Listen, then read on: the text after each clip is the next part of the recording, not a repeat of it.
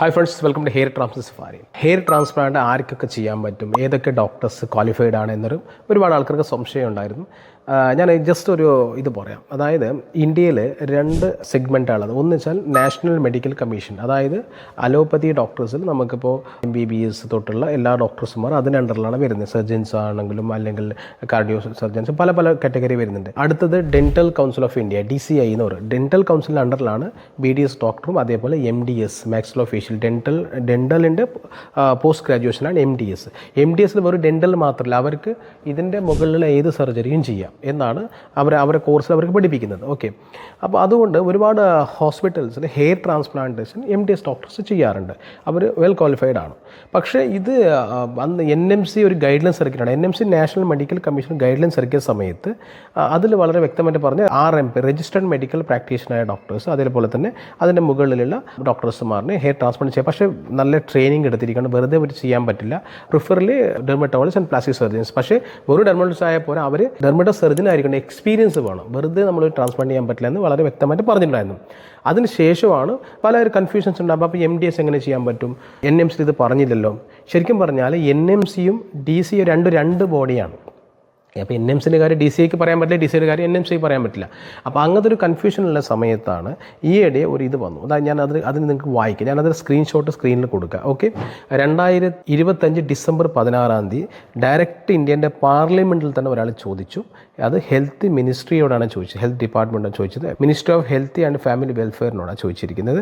അതിൻ്റെ ക്വസ്റ്റ്യൻ പാർലമെൻറ്റിൽ ചോദിക്കുന്ന ക്വസ്റ്റ്യൻ രാജ്യസഭയിലാണ് ചോദിച്ചിരിക്കുന്നത്. Question number 1859. Okay, Shri Vivek Tankha എന്ന് പറയുന്ന വ്യക്തിയാണ് ചോദിച്ചിരിക്കുന്നത്. Okay, will the ministry of health and family welfare be please to state whether the dental council of India DCA permits oral and maxillofacial surgeons OMFs to perform aesthetic dermatology procedures? ചെയ്യാൻ പറ്റുമോ? അതായത് hair transplant പോലത്തെ procedure MDS ഡോക്ടർമാർക്ക് ചെയ്യാനുള്ള permission DCA കൊടുത്തിട്ടുണ്ടോ എന്നാണ് ചോദ്യം.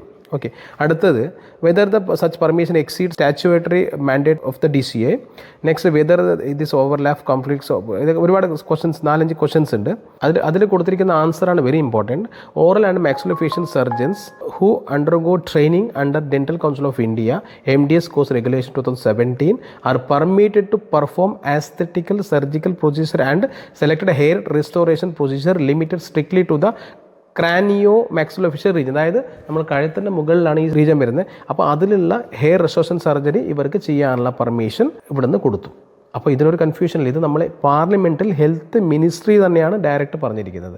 So ഇതിൻ്റെ കോപ്പി ഞാൻ നിങ്ങൾക്ക് എൻ്റെ സ്ക്രീനിൽ കാണിക്കാം, അതേപോലെ തന്നെ എൻ്റെ ഡിസ്ക്രിപ്ഷനിൽ വെക്കാം. ഓക്കെ, സോ ഐ തിങ്ക് ആ ഒരു കൺഫ്യൂഷൻ മാറിക്കിട്ട്. സോ MDS ഡോക്ടേഴ്സ് എന്ന് പറയുമ്പോൾ ഞാൻ വെരി മച്ച് റെക്കമെൻഡ് ചെയ്യും. കാരണം ഒന്ന്, അവർ അനസ്തീഷ്യക്ക് വളരെ സിമ്പിളായിട്ടാണ് കൊടുക്കുന്നത്. കാരണം അവർക്ക് ഓൾറെഡി ട്രെയിനിങ്, അവർ സർജൻസാണ്, അവർ ബാക്കി എല്ലാ സർജറിയും ചെയ്യുന്ന ആൾക്കാരാണ്. സോ അവർ വെൽ ട്രെയിൻഡ് ആണ്. വെൽ ട്രെയിൻഡ് ഡോക്ടറെ അടുത്തേ പോവാം. ഹെയർ ട്രാൻസ്പ്ലാന്റ് ഇപ്പോൾ ഡിഗ്രി ഉണ്ടെന്ന് പറഞ്ഞിട്ട് എക്സ്പീരിയൻസ് ഇല്ലാതെ ഒരു ഡോക്ടറെ സർജറി ചെയ്യിപ്പിക്കുന്നത്. ഏത് ക്വാളിഫിക്കേഷൻ ആണെങ്കിലും എക്സ്പീരിയൻസ് മസ്റ്റാണ്, എക്സ്പേർട്ട് ആയിരിക്കണം. ഒരു ഡോക്ടർ മറ്റൊരു ഡോക്ടറുടെ അണ്ടറിൽ ട്രെയിനിങ് എടുത്ത ശേഷമാണ് എക്സ്പേർട്ട് ഹെയർ ട്രാൻസ്പ്ലാന്റ് സർജൻ ആവുന്നത്.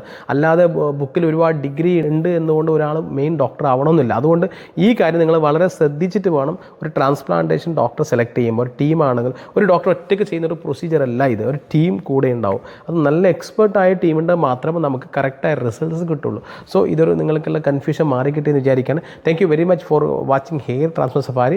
ഞാൻ ട്രാൻസ്പ്ലാന്റേഷൻ ചെയ്തിട്ട് ഏകദേശം 6.5 വർഷം കംപ്ലീറ്റ് ആവുന്നു. ഞാൻ ബിഫോർ ഫോട്ടോ കാണിക്കാൻ ഇങ്ങനെ ഉണ്ടായിരുന്നു. ഇതിപ്പോൾ എൻ്റെ സർജറി ചെയ്ത് മാത്രം കിട്ടിയ റിസൾട്ടാണ്. So thank you very much for watching this video. I will come back with a new video, very information video very soon. Thank you very much. By.